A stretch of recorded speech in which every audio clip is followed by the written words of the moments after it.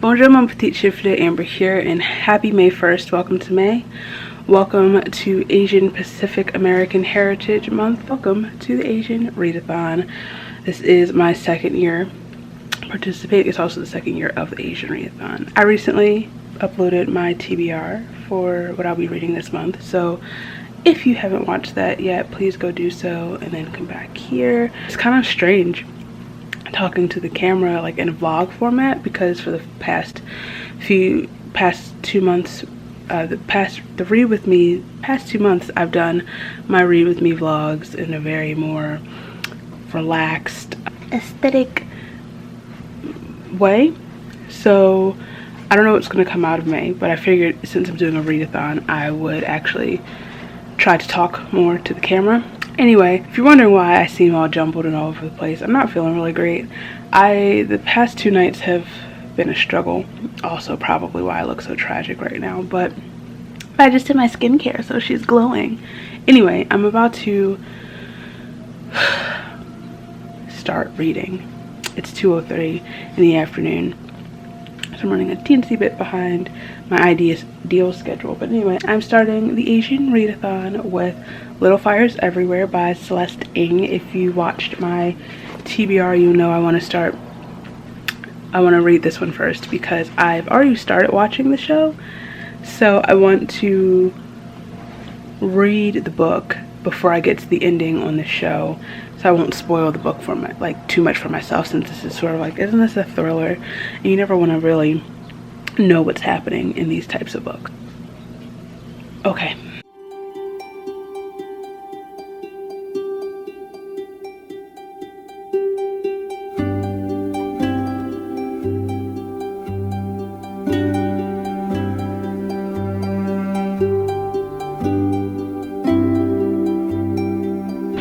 There's really no way for me to look cute today. Anyway, it is quite a few hours later. I'm currently sitting here struggling to get some reading done. I'm not, whatever. But I have quite a bit of book mail that arrived today. I have my book of the month for April. I have some more. I have a delivery from bookshop.org. And my April, owl crate came today. I think my March fairy loot comes tomorrow, which is exciting, but I'm just gonna open these and show you what I got. But I realized I'm doing a talkie vlog again, so I figured I would show you the bookish things that just came, or they didn't just come, but I'm opening them now.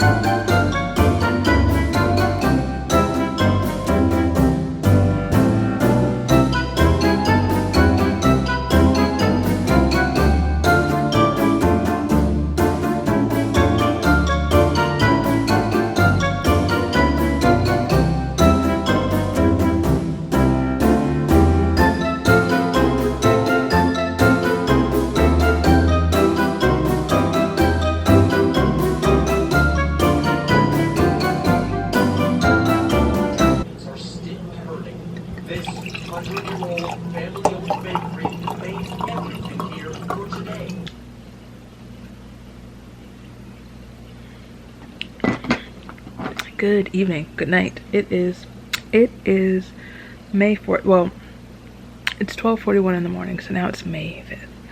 And I'm just popping in really quick. I'm about to go to bed soon, but I wanted to pop in really quick because tonight, tonight I finished reading Little Fires Everywhere by Celeste Ng, and y'all,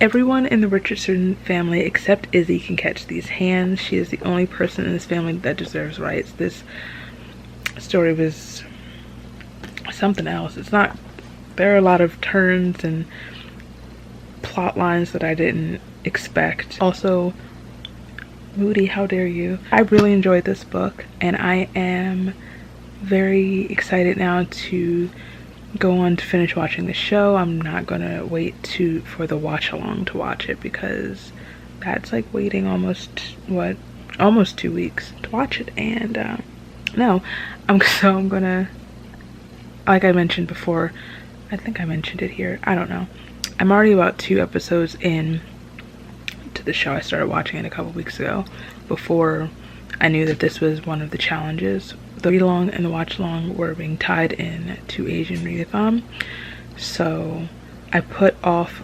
continuing so I could read the book. Also, I didn't want, if I was going to read the book, I wanted to know how it ended in the book before I watched the show, because if you go back, it just kind of takes away from the reading experience. There were a lot of really important discussions and just interesting looks at like privilege and race and class and morality, and I'm not prepared to see Reese Witherspoon in this role, because Elena Richardson can choke.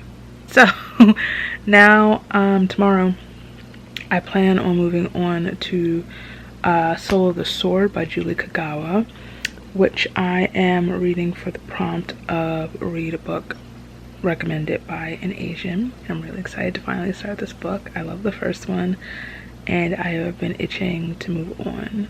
Also, apparently Stephenie Meyer is releasing Midnight Sun after like 30,000 years, and my timeline still hasn't shut up about it. I have a lot of mixed feelings about the situation. The nostalgic part of me is like, finally, but the rational part, is someone screaming outside? Same. Even worse, the rational part of me, the adult part of me, the part that's currently rereading the series, it's like,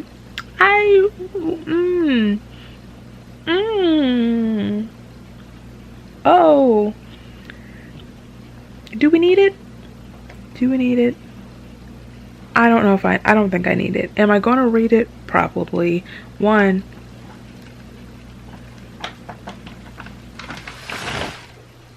Okay. yep. If for no other reason than I'm actually, since I'm currently doing a Twilight series, it makes sense to read it, right? I guess I should be stocking up on wine now. But do I care about Edward's point of view? Not at all. Edward also can choke. It's something about those E's. Hello. So I just recently got out of the shower, did my skincare and everything, but I'm popping in because, one, my pre-order of Incendiary by Zoraida Cordova just came in the mail today, and I'm super excited. I love this cover so much. I don't know why. I didn't realize it was gonna, it's bigger than I thought it was going to be. And I have this pre-order little goodies. There's this sticker. Comes with a little bookmark. I also have a bookmark from the bookstore that I pre-ordered it through, Q and Willow in Queens. And because I pre-ordered the book through them, I was able to get a personalized signed copy, so I'm very excited about that. I can't wait to finally get around to reading this book. And I am finally about to start my next book for the Asian readathon, Soul of the Sword by Julie Kagawa. I was supposed to start reading it yesterday, but I didn't. But yeah, I'm going to probably get snack /food, and then I'm gonna start reading the book. That's it. I finally finished editing my new moon vlog, which is part of the reason why I didn't read anything yesterday, and it's going up tomorrow. And I mean, by the time this video goes up, it will have been up for a while, but it's something else. Also, unrelated to anything, today is my sweet nephew /stepson's birthday. Archie, can't believe he's 1. Oh my goodness. In the video that was posted today of Megan reading to him, that you can hear Harry in the background. I'm like, okay, anyway, Let me do something. It's getting progressively later.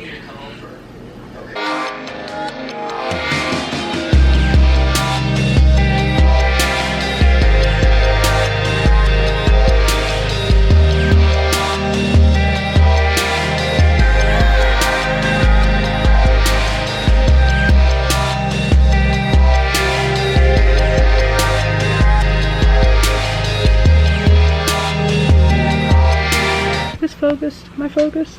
Okay. Hi. Yes, I am wearing the same shirt. I'm going to kindly ask you to mind your business. Anywho, I am just over, a little over halfway through, what is this? Through Soul of the Sword. This is where I'm at. This is where I'm trying to get to by the end of the day. And I am really enjoying it. Things are really, really picking up and getting more intense. I really can't talk about the book too much because it would give away too many spoilers, but the crew is on their way to fight some demons, is what I'm going to say, and save the world, essentially. I really love this cast of characters, and also there is a twist that I didn't really see coming, but I'm very happy about it. I'm very, very happy. That's all I'm going to say right now. I don't know. I'm also like I'm enjoying the book, but I'm also like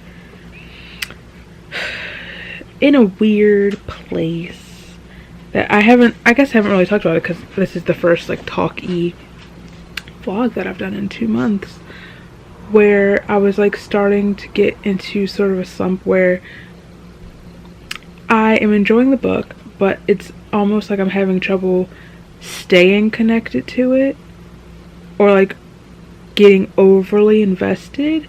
So I know I'm going to have to reread it because it's good when I'm reading, and I'm enjoying it. I'm curious to see where it's going, but I find I don't know, I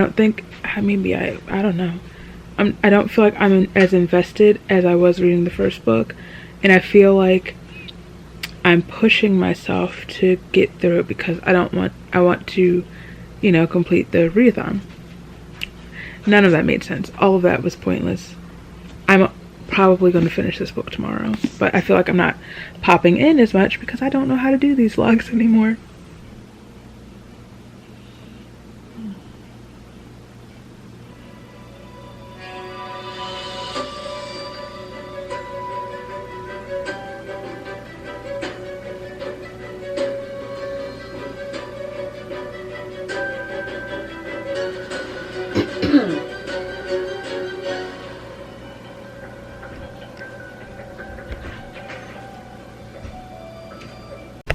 Okay, hello. So, do you mind? So, as of yesterday, I have finished reading A Soul of the Sword by Julia Kagawa, which completes the task of read a book recommended by an Asian. And y'all, so remember how I was talking about how I was a little, what did I say? I can't remember. Like, you know how I've been struggling to like stay attached to what I'm reading at the moment, but it's like as soon as I said that, I just found myself really getting into the story and flying through it. And the ending, this book has me so stressed out. I have a lot of thoughts, I just have a lot of feelings, and I'm glad, much like the first book, I'm glad that I kept pushing through, because I mean there wasn't a point where I thought I was going to stop reading, because I was already really enjoying the story, but it definitely picked up, gained momentum, and thoroughly stressed me out that I absolutely need to go order book 3 because I need to know how this ends. I need to know what's going to happen. The ending of this book is not okay. I will also say that Tatsumi deserves better. Y'all had one job, one singular job. Why? But my boy deserves better, and I need answers. And I also have like a lot of questions about this fox kitsune man. This is an underrated series. I don't see why aren't people talking about these books? Are y'all okay? I remember there was like a little bit of hype around the first one for a little bit, and then we all collectively stopped talking about the series for some bizarre reason, because These are good books. Are you okay? Is this the whole... I hope to write an ending of a book that makes someone mad one day. That's my new life goal. I'm gonna write it down. Okay, so now I'm moving on. I don't know what book I'm gonna read yet. I'll let you know when I figure it out.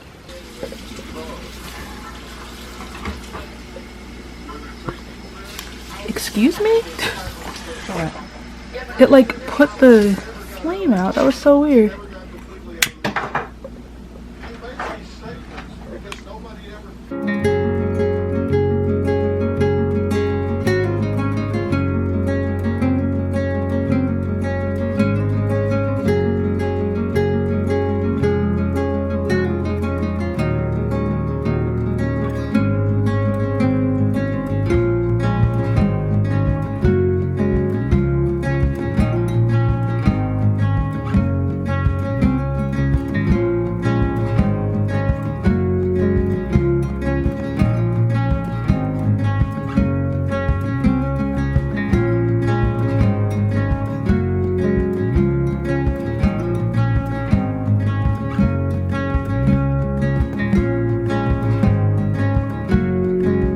Hi, I don't know if I've changed my shirt at all in this vlog, and you're just gonna deal with it because we are social distancing and self-quarantining, so I don't have to abide by your rules.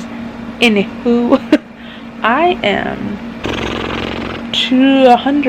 I'm 195 pages into Spin the Dawn, and I'm really enjoying it so far. I really like that it kind of feels like, as I read it, like, obviously I'm reading it, but it feels like I'm being told the story as if Maya is recounting what happened to her and I'm like sitting next to her, you know? But anyway, I just got to this part in the book where Maya and Idan are preparing for food, and he pulls out this magic tablecloth, and I'm just like, because when I was a kid, I don't know how popular this movie is actually, because one, it is a foreign film that came out in like the 80s, I think, or like the early 90s. The Polar Bear King. I was obsessed with this movie as a kid, like obsessed, and I still have it on VHS, but you know, it's 2020, so I have to find it elsewhere. Anyway, my point is, there is also the same concept with the magic tablecloth and the magic scissors in that movie. So I'm like, I see what you're doing, Miss Lim. I see it, and I'm not mad at it. I have about 30 pages I want to read before I stop for the night. It's 1:12 in the morning, so we'll see how that goes.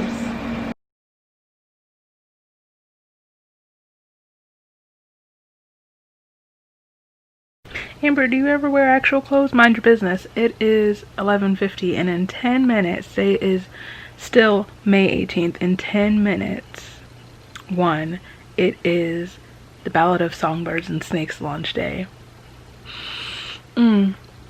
And two, Suzanne Collins will be doing a reading from the book. So if there's any day that I'm going to be over dramatic, it's today going into tomorrow. So I just figured I would keep you abreast of my current situation. So I will see you in now 9 minutes. So I have transferred to the bathroom because it's the quietest, least disruptive place at the moment. So a little toilet paper behind my head. Here we go. Suzanne Collins, and I'm so thrilled that the Ballad of Songbirds and Snakes is being published around the globe today. To kick things off, I wanted to share a passage from the new book with you. Chapter 3. The peacekeeper moved on to the second car and released the chains. The door slid open, revealing Jessup, the male District 12 tribute, squinting into the brightly lit station. Coriolanus felt a jolt run through him, and his body straightened in anticipation. Surely she would be with him. Jessup hopped stiffly to the ground and turned back to the train. Lucy Gray Baird stepped into the light. Lucy Gray Her Baird? cupped hands half covering her eyes as they adjusted. Jessup reached up his arms, and his wrists spread as wide as the chain on his restraints would allow. She fell forward, letting him catch her by the waist and swing her to the ground in a surprisingly graceful move. She patted the boy's sleeve in thanks, and tilted her head back to drink in the sunlight, streaming into the station. Her fingers began combing through her curls, untangling the knots and picking out bits of straw. Coriolanus' attention turned for a moment to the peacekeepers, who were hollering threats into the train car. When he gazed back, Lucy Gray was staring directly at him. He started a bit, but then remembered that he was the only one on the platform besides the peacekeepers. The soldiers were cursing now as they hoisted one of their number into the train car. I'm gonna hate having to call President Snow by his government name this whole book. He crossed to Lucy Gray, extended the rose, and gave a small nod. "Welcome to the capital," he said. His voice was slightly gravelly, as he had not spoken for hours, but he thought it gave him a nice maturity. The girl sized him up, and for a minute he feared she was going to either walk away or, worse, laugh at him. Instead, she reached out and delicately plucked a petal from the flower in his hand. "When I was little, they used to bathe me in buttermilk and rose petals." Oh my god, don't tell me this is where he gets his obsession with roses. The unlikeliness of her claim seemed totally believable. She ran her thumb over the glossy white surface and slipped the petal into her mouth, closing her eyes to savor the flavor. "Tastes like bedtime." Coriolanus took a moment to examine her. She looked different than she had at the briefing. Except for flecks here and there, the makeup had been wiped away, and without it she appeared younger. Her lips were chapped, her hair loose, her rainbow dress dusty and rumpled. The mark from the mare's blow had turned to a deep purple bruise. There was something else, too. He again had the impression that he was witnessing a performance, but a private one this time. When she opened her eyes, she trained all her attention on him. "You don't look like you should be here." This accent. "I probably shouldn't be," he admitted, "but I'm your mentor, and I wanted to meet you on my own terms, not the game makers." "Ah, a rebel," she said. That word was poison in the mouths of capital citizens, but she had said it approvingly, like a compliment. Or was she mocking him? He remembered she carried snakes in her pocket, and the usual rules didn't apply to her. She does what? "And what does Mom meant to do for me besides bring me roses?" she asked. She's serving me "I do Scarlett my O'Hara. best to take care." Hello, a few updates before my camera dies. 1, where's the book? I finished reading Spin the Dawn the other day, and I loved this book. I don't know why it took me so long to read this book, but I love this book so much, and I need to pre-order book 2 because okay, I don't know what I was saying because my camera died, but oh yes I do. I have finished reading Spin the Dawn. I don't know why it took me so long, almost a whole year I think, to read this book. I need to pre-order book 2 because I need to this book is so good. It's so good. The way it's written is so pretty, the description, and it makes me want to take up sewing and like embroidery, but then there's also the more magical adventure aspect to it. I mean, I always love a good romance, and just interspined is not a word. Intertwined. My only mild complaint is that some of the more, I guess, action or perilous bits kind of were sort of kind of just glided through them. Like there's a scene where Maya, her skin ends up like being burned, and the way it's described is just kind of, it's almost like she barely reacts to it. It's just like, oh, and this is kind of what happened. Whereas in my brain, I automatically started comparing it to like in the Hunger Games when Katniss, when they start the fire in the arena and Katniss is like hit by the fireballs, and just like her whole reaction to the burns and the blisters and the way it's described. I would have like preferred, not preferred because it's like this is his own story, but like you didn't feel you kind of just didn't like feel it in the same way. Anyway, but I love the book. I can't wait for Unravel the Dusk. If you can't see the top, these are my tabs for some candle ideas. But now we move on to An Ember in the Ashes by Sabaa Tahir. I have not started this yet. I need to sit down and start it, but I'm so antsy for the arrival of Songbirds and Snakes. I'm not like doing anything else. Also, I filmed a video today. Also, I'm really loving this Fenty blush. I look very feverish, but that's okay. 2 more things. I wanted to show some things that came in the mail yesterday. 1, this was a surprise from my friend Ellen. She just sent me these really cute bookish post-its from Etsy. How cute. How adorable. Such a surprise, because I was tracking this other package I'm about to show you, and then it kept showing I had another package coming yesterday. Like I only ordered 1 thing from Etsy. So, and there's like 4 little packs, and I can't wait to use these. These are perfect. These would be perfect for my bookish notes as well as writing if I ever get back to it. And then her note says, "These silly post-its made me think of you." Thank you, Ellen. That's so cute. The star of the show. I'm just gonna open the box. So if you're new, I am a Narnia stan, right? And a friend of mine, this all started because my friend Claire and I were talking about, one, we've been planning a Narnia trip, and also we were talking about, before all of this quarantine, social distancing stuff started, we were planning to do like a photo shoot at this place in, I don't remember what park she was in, but it was like a perfect Narnia-esque place. Anyway, this is where this started.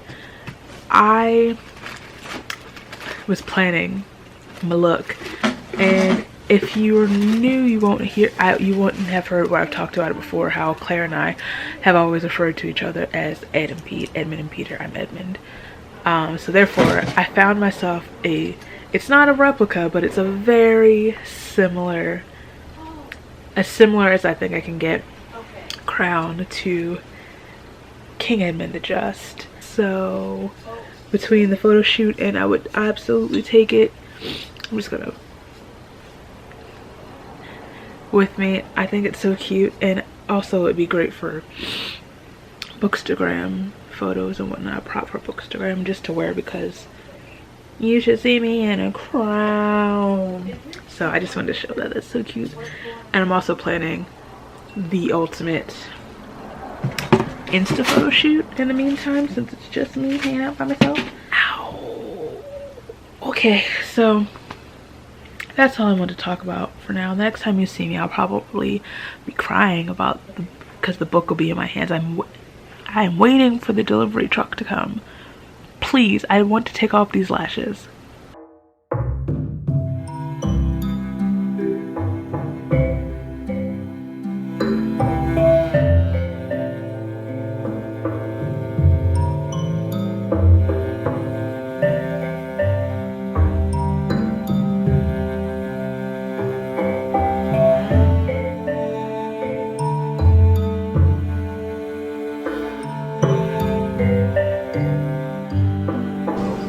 It's here, it's here, it's here.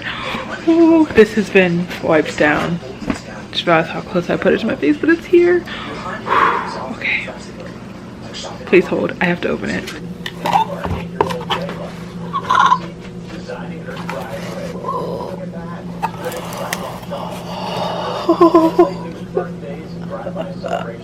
Look at her. Oh, she's thick.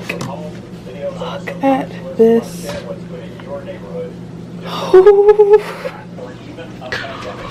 Okay, okay.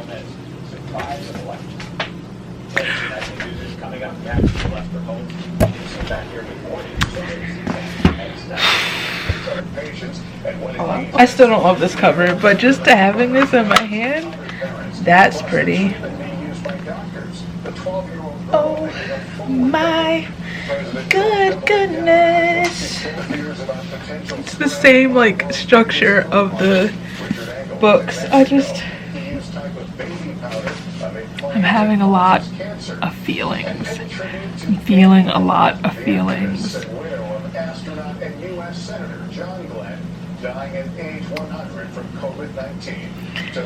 And it's taking so much strength not to ooh, my under eye, that eyeshadow.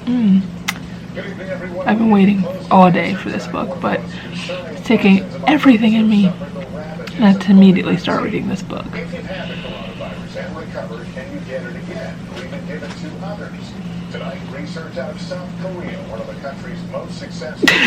Hi, so today is Saturday, May 23rd, and today's a very special day. Yesterday, Friday, the 22nd, was it yesterday? The 1975's new album, Notes on a Conditional Form, was released. I have not listened to it yet because I want to film a reaction video to it because it's tradition. The last two albums I've reacted to, so you know, it feels wrong not to. So I'll be doing that later on. But UPS just left, and my album pre-order has just arrived. So I wanted to open it now. I'm also probably going to put this clip in the actual reaction video. I'm excited. I'm excited. I ordered the bundle. Okay, so first we have the shirt, which I might wear in my video tonight. It says on the back, it says, you know, notes on a conditional form, and on the front it says this is limited edition.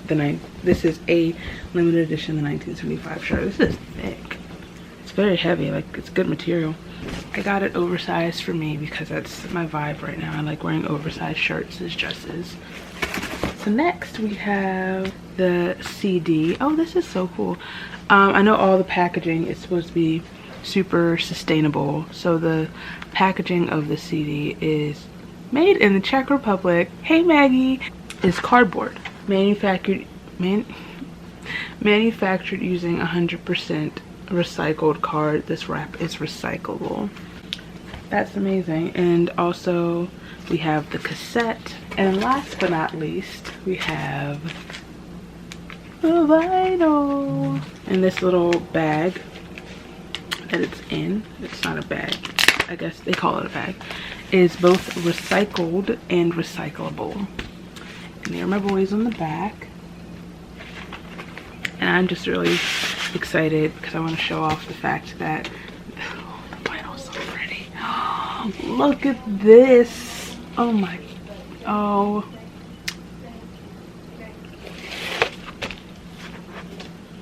Okay, so this is exciting. I now officially have all of the 1975 albums on vinyl. I just, after what, like 3 years, I Like It When You Sleep on vinyl. Love that for me.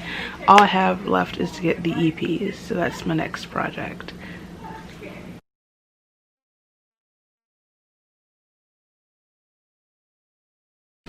Hi. Oh, my glasses are so dirty. I just walked in from the first time actually going outside since March. Just walked up to the market with my mom.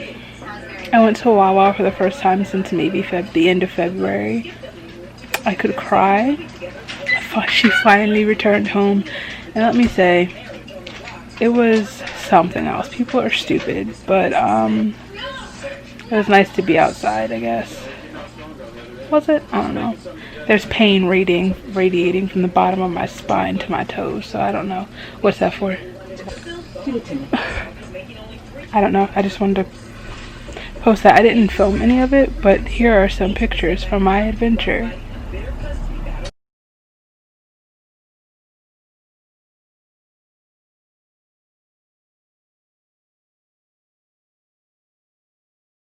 Hello from me and Clifford the Big Red Bonnet. I'm in the bathroom because the air conditioning is blaring in the other room, so figured I would want you to hear me. I'm gonna try to make this quick because standing up really hurts right now. So yeah, today is May 26th, I believe, which means I have a little less than a week to finish my TBR for the Asian readathon.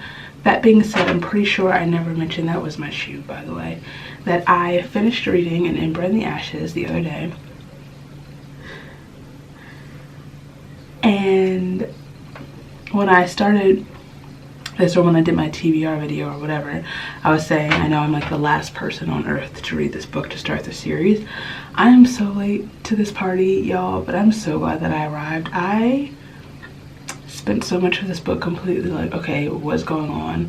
And then about the second half, then like about the second half to the end, completely stressed out. And now this is propelling me, like I want to immediately go into the next book. I don't have the next book. I think I found another favorite series, and now I understand why people rave about these books. So thank you, Ashley, for gifting this to me. I'm glad I finally got around to read it.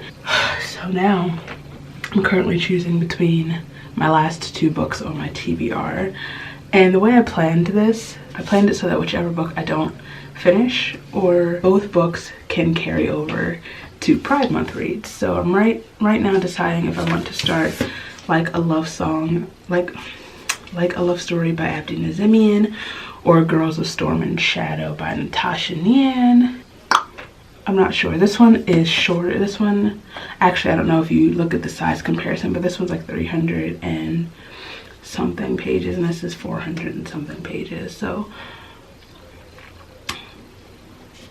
we'll see what happens. But yeah, I need to go lay down.